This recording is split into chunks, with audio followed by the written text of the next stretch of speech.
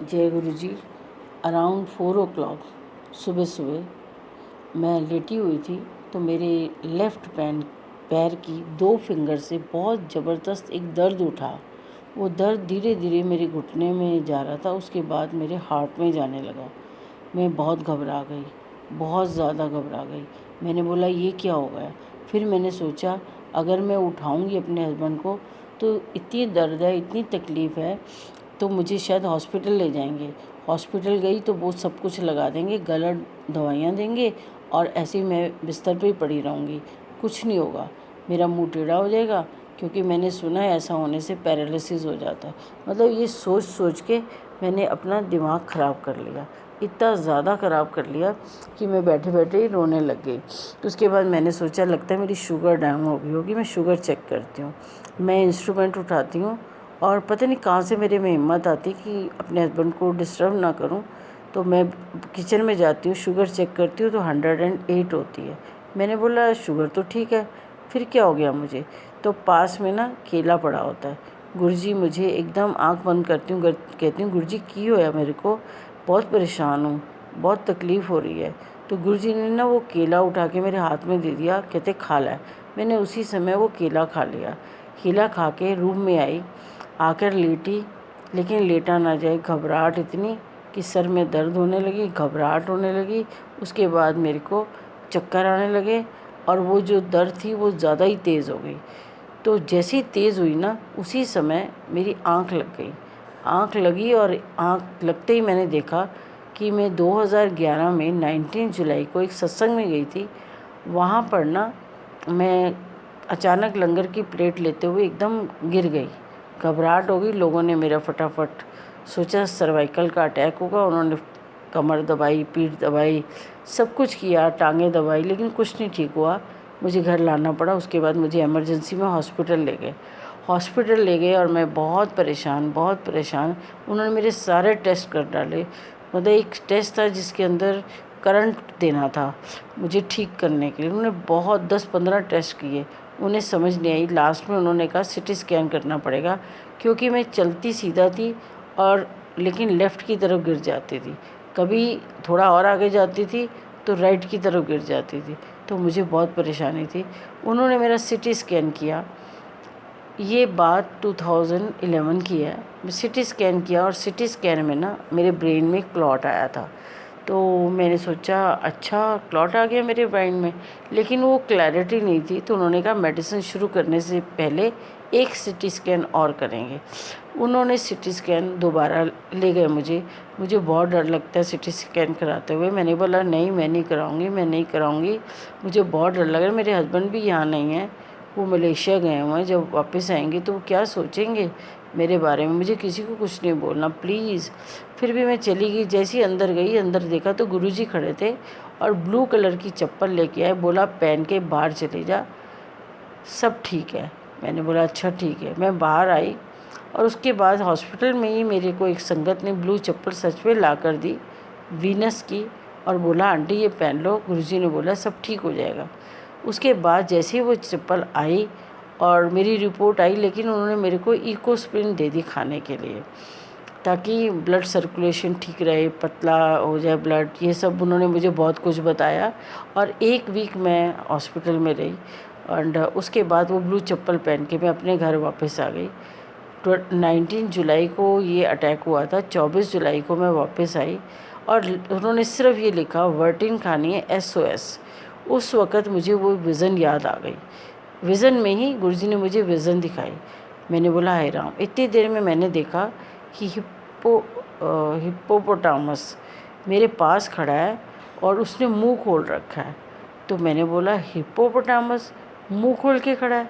मैं इतना डर गई आंटी, इतना डर गई कि मेरे पूरी बॉडी के अंदर जो ब्लड सर्कुलेशन था वो पता नहीं गुरुजी ने क्या किया, एक इंजेक्शन लगाया एंड किसी नर्व के अंदर कि रेड ब्लड पूरी नर्व्स में, पूरे उसके अंदर ऐसे फैलने लगा जैसे कोई ड्रिप लगती है।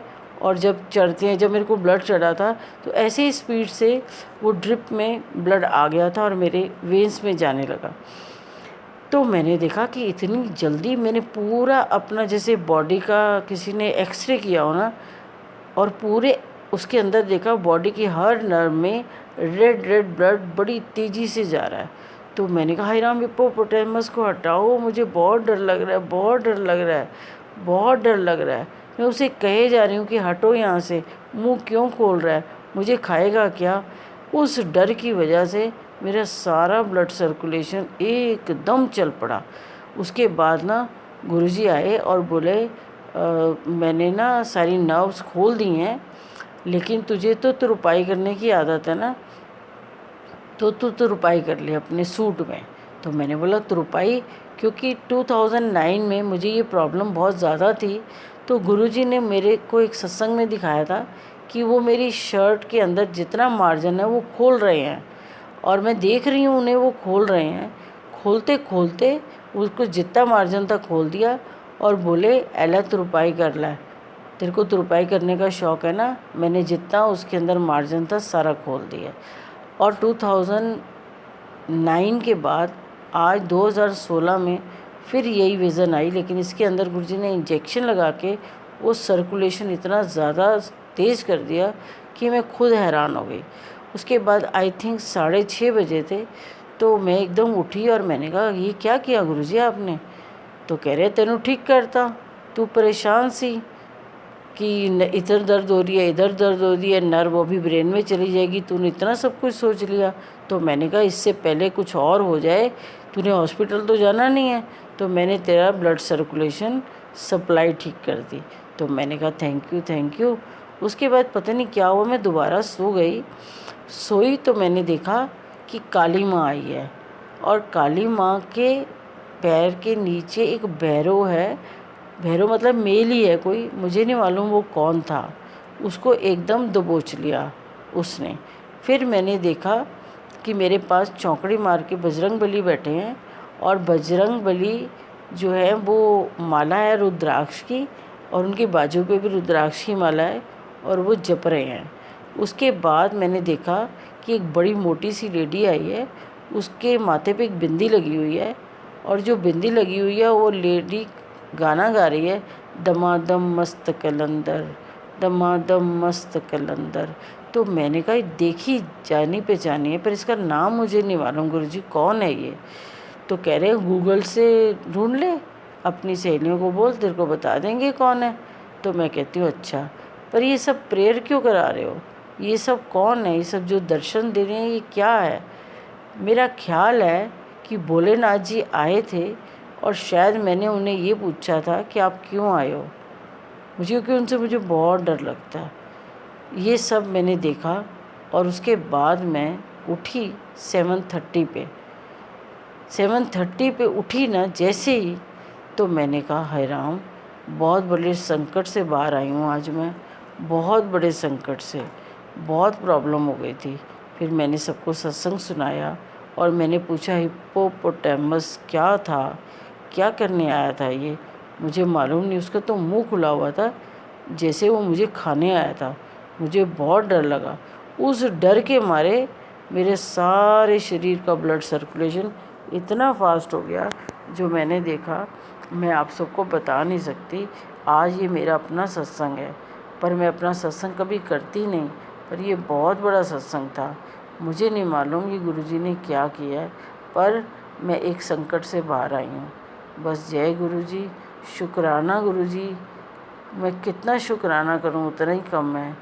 देखो गुरुजी सामने बैठे हैं, सब कुछ दिखा रहे हैं, उसके बावजूद भी दुख भी दिखाते हैं कि ये आने वाले हैं, और उसे टाल के भी ले जाते हैं। लेकिन दुख तो दिखाना पड़ेगा ना हमें अपग्रेड करने के लिए। अगर दुख नहीं दिखाएंगे, सिर्फ हमें कहेंगे, हम कहेंगे हम गुरुजी के पास इतना आते हैं, लंगर करते हैं, सब कुछ करते हैं, फिर दुख क्यों। अरे दुख तो हमारा साथी है, हमें अपग्रेड करने के लिए दिखाते हैं, ताकि हम समझ सकें, उस फील को तो लेना जैसे हमें फील होती है। गुरुजी हमें दिखते हैं, गुरुजी हमारा चमत्कार करते हैं, गुरुजी ये करते हैं। आप ये कहते हो ना, आपको दर्शन होते हैं ना, ऐसे जो दुख है वो भी तो दिखाएंगे, तभी तो आप आगे जाओगे। वो कहते हैं ना बच्चे को खाना खिलाते समय कई कुछ कहना पड़ता है कि वो देख भूत आ गया, वो देख बिल्ली आ गई। वो इस डर से खाना खा लेता है और उसकी ग्रोथ बड़ी अच्छी होती है। बस सेम गुरुजी कर रहे हैं, हमारी ग्रोथ को बढ़ा रहे हैं, ग्रोथ आगे करके हमें आगे ले जा रहे हैं। लेकिन डर तो डालेंगे ना, वो ये वाला नहीं कि हम इन पक्षियों से डरें, वो ये वाला डर कि हम आगे जाएं, दुख को लेके ना बैठे रहें। हम इंसान हैं, भगवान नहीं है। दुख आता है तो सच में हम लेके बैठते भी हैं, पर गुरुजी की मर्जी है कि हम लेके बैठे ही रहें या उसे जल्दी से विज़न में ही मुका दें। क्यों, समर्पण करा है ना, तो गुरुजी अपने आप मुका देंगे, ये भरोसा होना चाहिए। बस यही सत्संग मुझे समझ आया तो मैंने आप सब से शेयर किया। जय गुरुजी, जय गुरुजी, जय गुरुजी।